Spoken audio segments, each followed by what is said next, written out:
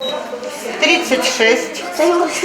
Фамилию подскажи, пожалуйста. Файзулина Карина. Файзулина Карина, 36. Карин, проходи сюда.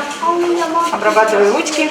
С термометрии и обработки рук у школьников будет начинаться каждый учебный день. Дети в лагере уже привыкли к правилам пандемии. Дезинфицировать руки они смогут и в классе. Там есть раковина и мыло. Но сесть за парту в сентябре придется с еще новыми ограничениями. Выход на перемену из класса будет невозможен.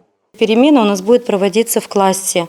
У нас будут применены игровые моменты, у нас будут проводиться дистанционные игры и полностью будет применено все оборудование. Старший корпус, учителя будут переходить из кабинета в кабинет, а также все дети будут находиться в классе.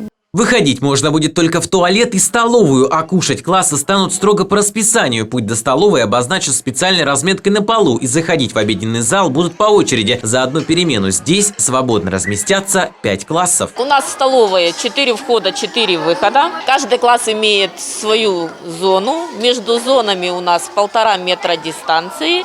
Детей рассаживаем мы по 4 человека за столик.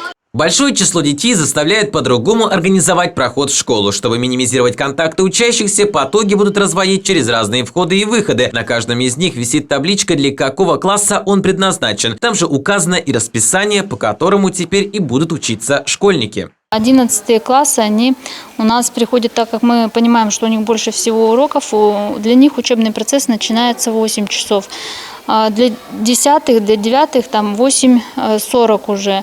И таким образом расписаны все классы. Время прихода для каждого класса будет стабильно установлено на весь период ограничительных мероприятий. Раздельное расписание, как и другие меры, позволит школьникам из разных классов не пересекаться друг с другом. Шамиль Гулиев, Рустам Рузеев. Тобольское время.